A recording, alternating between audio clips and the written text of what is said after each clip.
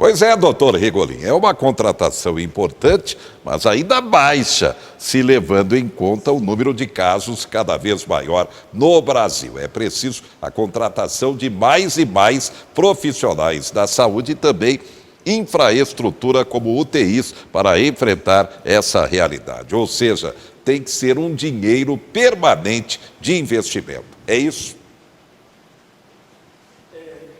Essa matéria, a gente não sabe se ela aumenta a preocupação, ela dá um pouquinho de angústia para mim, porque ela é tarde, né? É um pouco tarde, mas ela é prudente.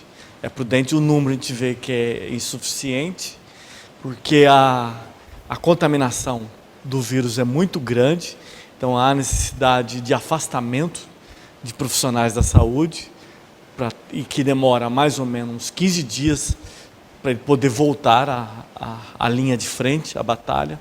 Então é bastante complexo. Além disso, a minha grande preocupação é a capacitação desses profissionais.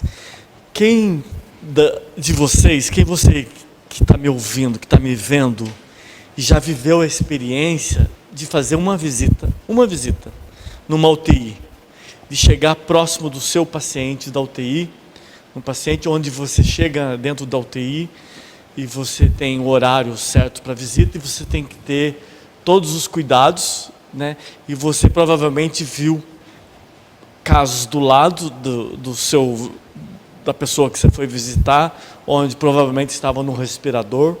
Então você vai lembrar disso. E vai lembrar que havia vários fios conectados, ou sondas, ou conexões por drenagem, o pós-operatório, e um paciente numa cama, num ambiente com ar-condicionado bem gelado, a dificuldade de aproximar desse paciente com a grade, o doente em o convalescente, ali com dificuldade de falar, você com dificuldade de entender, dificuldade de se aproximar desse paciente, e você ficou nessa UTI alguns minutinhos. Imagina você agora, o profissional da saúde, ficar 12 horas em média, que é 12, plantão às vezes 12 por 36, em quarto de isolamento. Esses pacientes têm um contágio muito alto. Ele precisa ficar num local de isolamento, ou uma UTI com todos do coronavírus, e todos são isolados, onde o contágio é muito, muito grande. Você tem que se paramentar e ficar. Por isso que vocês veem aquelas marcas da máscara no rosto, aquilo não é fake news, aquilo é verdade. A pessoa fica o tempo todo com os óculos, com a máscara. Quem está usando máscara agora está vendo a dificuldade, quer ficar com a máscara, embaça o óculos, dificuldade. Imagina você cuidar desse paciente, fazer trocas de roupas, fazer sondagem, punções, secreções, xixi, fezes, local, ambiente. Você precisa cuidar de si no momento de um lanche, dos seus cuidados, momento de troca de plantão, troca da vestimenta. Então, essa é a parte braçal. E tem a parte técnica de uma UTI, onde você trabalha com pranchetas, com computador, com tela, o tablet, com as informações desse paciente. Como está o sódio, o eletrólito desse paciente, a glicemia, o seu diabetes, a gasometria, a respiração, se é hora de entubar, se é hora de desmamar, de tirar esse paciente da ventilação mecânica desse aparelho. Então há uma exigência muito grande clínica, de você olhar o paciente, falar com o paciente, se comunicar, entender o pouco que o paciente ainda tem como comunicação por isolamento. Ele está isolado dos familiares, sabendo do diagnóstico, sabendo da sua ameaça, da grande ameaça. E ele vai passar também por esses mecanismos que eu passei hoje, Eu queria pedir a gentileza para você, quem perdeu essa primeira parte do jornal, se pudesse ver novamente esses mecanismos de defesa, que foi descrito por Freud, primeira vez, depois didaticamente por Elizabeth Kübler-Ross. Então, esses pacientes dentro da UTI, ele deprime durante esse processo mesmo. Às vezes ele pode fazer esse processo de negação, pode fazer processo de barganha. De barganha é como se eu viver, se eu sobreviver dessa, eu prometo que eu vou ser uma pessoa melhor, eu vou fazer isso, eu vou cuidar disso, eu vou cuidar daquilo, eu vou fazer uma devoção a uma religião, fazer uma barganha. Revolta por ser vitimado dessa situação trágica de ameaça à vida, revolta e aceitação, que é a nossa proposta, e que é o meu papel aqui hoje, que eu havia combinado com o Zé Henrique, como se eu fosse passar pela última vez hoje aqui no 4 Notícias, como se eu fosse morrer daqui a pouco, ou morrer hoje, ou morrer amanhã, e deixar essa mensagem para que todos nós vivemos essa pandemia, para sair dessa, as pessoas que estão vivendo nessas situações, que ela não ajuda, a negação, ela não ajuda, a negação atrapalha. Vocês viram quanto as pessoas usaram os políticos, muitos deles, o presidente foi um dos piores nesse sentido. Então a minha avaliação não é política, é contra a negação dos políticos que negaram o enfrentamento da doença. Nós estamos hoje no pico da pandemia e, se Deus quiser, vamos sair dela do pico, caminhando para aquele desejo de todos. Vai passar, mas precisamos sair. As pessoas que estão nessa negação precisam sair da negação para viver a aceitação. Aliás, temos uma matéria especial, casos graves de coronavírus, pessoas internadas, sempre a expectativa da cura. Confira, casando bem com esse comentário do Dr. Rigolin. Mércia Alves, de 68 anos, era auxiliar de enfermagem no Hospital Emílio Ribas, em São Paulo. Ela foi infectada pela Covid-19. Morreu após 18 dias internada na UTI. Nos últimos dias, ela não estava reagindo muito bem, né? Deu muita complicação renal, deu uma infecção no pulmão, que acreditamos ser uma pneumonia.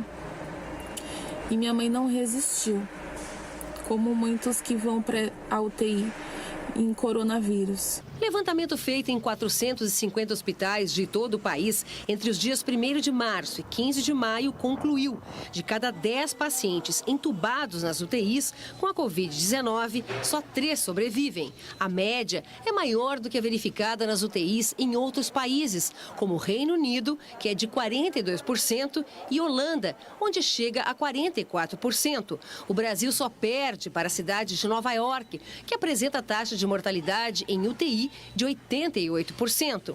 Isso é assustador, mas isso retrata exatamente o que é esta doença na sua forma mais grave, com comprometimento dos pulmões e necessidade de ventilação mecânica.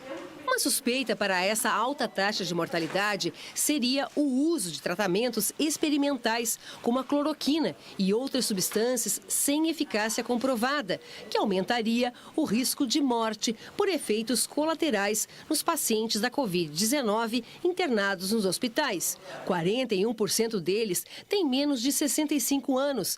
75% apresentam alguma comorbidade, como obesidade, diabetes e problemas cardíacos. O tempo médio de permanência nas UTIs pela Covid-19 é de 10 dias. 2 dados chamaram a atenção e acendem um sinal de alerta. A taxa de mortalidade é quase igual nos hospitais públicos e privados. E a taxa média de ocupação das UTIs nas duas redes já é bastante alta. Além da doença ser muito grave, ela tem dizimado famílias. 4, 5, 6 pessoas de uma mesma família tenham a doença, e no meio de tantas pessoas acometidas sempre vai ter um ou mais com a forma mais grave da doença.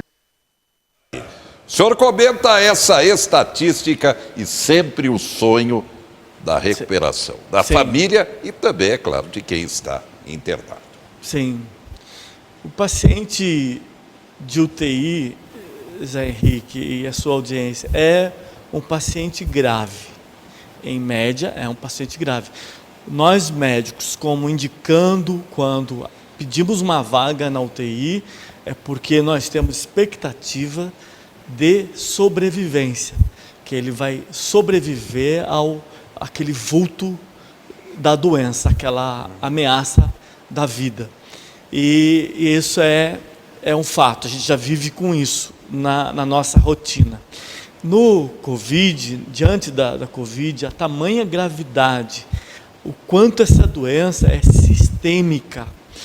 É uma doença, ela não ataca só o pulmão, ela ataca de forma sistêmica.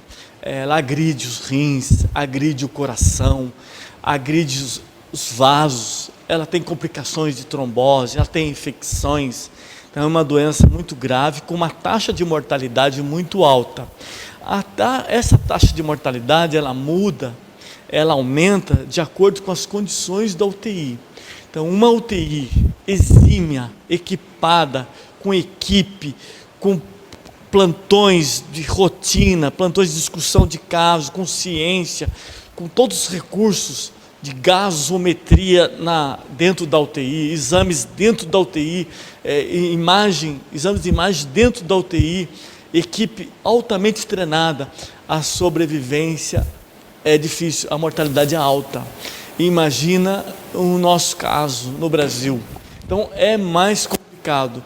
E vocês viram a entrevista do coordenador da Associação Médica dos Intensivistas. Ele chamou a atenção para um dado que eu já tenho visto e me chama a atenção do quanto é trágico quando morrem pessoas da mesma família. Às vezes morre pai e filhos, mãe e filhos, da mesma família por contágio, e não é só idosos, como anda falando os negacionistas, que hoje eu pedi licença aqui para o Zé Henrique, para insistir nisso, porque nós estamos no pico em Marília, para que os negacionistas, que é as pessoas que fazem esse mecanismo de defesa, de negação, que eles superem esse sentimento negacionista. É importante que eles saiam desses sentimentos. Zé Henrique, eu até gostaria de dizer, Zé Henrique, eu tenho sido até atacado na rede social, porque as pessoas, os partidários, né, as pessoas partidárias do presidente, que é um grande negacionista, e me acusam como se fosse um partidário político. Eu lido e cuido das pessoas, eu cuido de vidas. Muito bem. As pessoas saiam da negação, que você vai conseguir superar essa pandemia.